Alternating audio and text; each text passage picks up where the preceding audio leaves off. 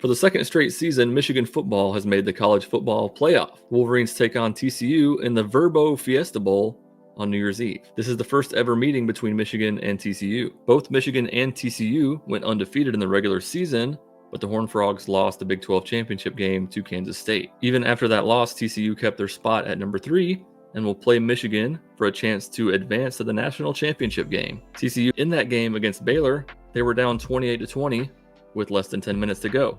In their win over Oklahoma State, they were down 27-13 in the third quarter.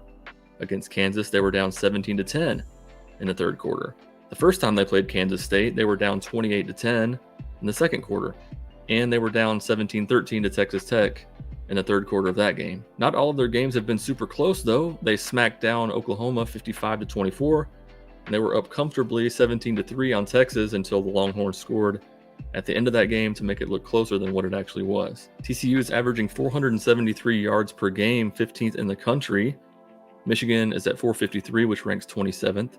Rushing yards, TCU averages 200 a game, 25th overall. Michigan is at 243, which ranks number 5. Through the air, TCU is number 5 in the country with 273 passing yards per game. Michigan is way back at 93rd with 210 passing yards per game. Both teams average over 40 points per game. TCU has a slight edge at 40.3 to Michigan's 40.1. Both teams are very efficient offensively, but defensively is where we see some difference. TCU gives up 385 yards per game, which is 74th. Michigan ranks 3rd in the country at 277. On the ground, TCU gives up 149 per game, that's 67th.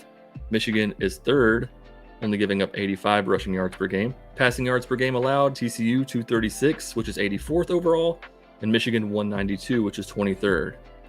TCU gives up 25 points per game, that's 57th, to Michigan's 13.38, 4th in the country. Some notes from mgoblue.com. Michigan is 13-0 for the first time in program history. Michigan has won more games over the last 2 seasons than any 2-year stretch in school history. That's 25 wins. Michigan won its league-leading 44th Big Ten championship when they beat Purdue. Michigan returns to the Fiesta Bowl for the second time. The only other time they played, Jim Harbaugh was the quarterback. His junior season, he led Michigan to a 27-23 victory over Nebraska, 1986. Here's a stat that Michigan fans are going to love. Michigan's 5 touchdowns of 45-plus yards against Ohio State were the most any team has scored against an AP top 5 ranked team in a single game since 2005. The Wolverines are one of 2 teams ranked in the top 10 in both scoring offense and scoring defense, along with Alabama. The Wolverines' defense has forced 48 3-and-outs this season. In 13 games, the opponent's first second-half possession has resulted in a change of possession 12 times. Donovan Edwards leads the nation in yards per carry, 7.45, 872 yards on 117 carries. And no team has reached 150 yards on the ground against Michigan this season. 9 of the 13 teams have been kept below 300 yards of total offense. Now let's get to know the opponent a little bit. TCU is led by Heisman finalist quarterback Max Duggan, who has 3,321 passing yards this season, 30 passing touchdowns to only 4 interceptions. He also has 400 yards rushing and 6 rushing touchdowns. The Frogs' leading running back is Kendre Miller, 1,342 yards and 17 touchdowns, averaging 6.2 yards per carry. The Frogs also have an explosive group of receivers. This is an article from Frogs of War. Quentin Johnston is one of the best receivers in all of college football and is the clear leader of the Horned Frogs pass catcher unit, 53 catches, 903 yards, 5 touchdowns, including monster games against Kansas, Oklahoma State, and Kansas State. Quentin Johnston is ranked by the Draft Network as the number 11 overall prospect for the 2023 NFL Draft. Savion Williams, who is 6'5", 212, a big body, big play target. They also have Darius Davis, who has been clocked as one of the fastest players in the country and can take one to the house at any time, reaching 23.47 miles per hour on his 80-yard touchdown against SMU, one of the fastest ball carrier speeds recorded at any level of football. Another star on TCU is cornerback Hodges Tomlinson. He's an All-American. He also won the Jim Thorpe Award, the top defensive back in the country. He allowed a 38.9 passer rating this season, the best among cornerbacks in the Big 12. Something interesting about this game is that TCU's base defense is a 3-3-5. Michigan co-offensive coordinator Matt Weiss said TCU's defense has evolved to stop the air raid offenses of the Big 12, with 3 safeties and a lot more 3-man rush and a bunch of stuff that we don't ever really see. Weiss said that it's a huge challenge to try to prepare for, given that it won't be easy for Michigan to replicate in practice. But, he said, they're dealing with the same issue. Here's what Michigan quarterback J.J. McCarthy had to say about TCU's 3-3-5 defense. What do you have to attack? What do you have to go against a 3-3-5 defensive scheme? Well, if they stay in that 3-3-5, then it's going to be a lot of smashing because it just opens up a lot of holes and a lot of running lanes, and just being able to move people is going to be huge for us. But just bringing the Big Ten to the Big 12 and just showing them what we're all about. This article from CBS News says the Horned Frogs ranked 4th in the Big 12, but 65th in the country in yards per carry allowed.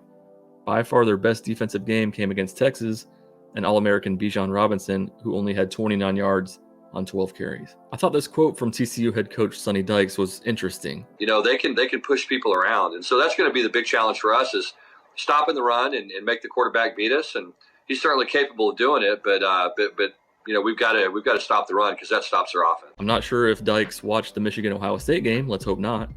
But that was Ohio State's game plan too. Stop the run, stop the run.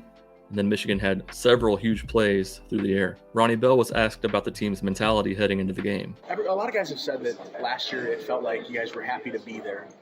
This year it's more of a business trip. Do you feel that way too? Yeah, no, you definitely could feel it in the room. I was kind of talking about how, like, last year we had got here, I think, like 8 days or 9 days before the game or something like that. So the first, 3 days we were just, kicking it on the beach, not really doing much at all. So, and then, this year we're here, we're playing 5 days or something like that. So, cut that in half. All the little fun stuff we was doing, not so much. We're here.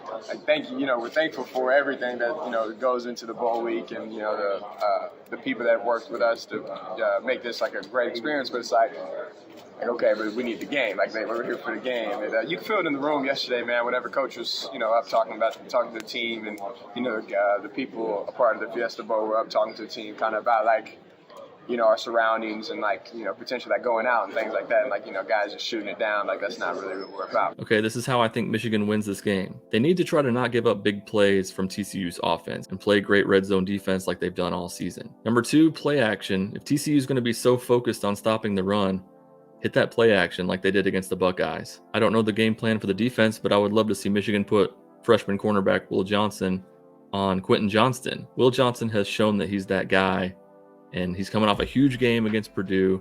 I don't think the moment's too big for him. Put him on TCU's best receiver. And the main thing I want to see is Michigan just grind down TCU like they've done to opponents all season long. I want that award-winning offensive line just to pound the Horned Frogs into oblivion. I don't think it's going to be easy, but I think the later that it gets into the game, the more Michigan's going to be able to run the ball just like they've done in pretty much every game this season. Michigan is about a 7.5-point favorite over TCU, and I see this game going about how the Ohio State game went. I think it'll be close at the half, and then I think Michigan will punish TCU on the ground in the second half, just ripping off longer runs.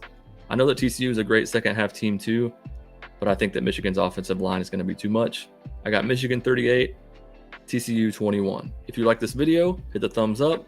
Go Blue, beat TCU. Job's not finished.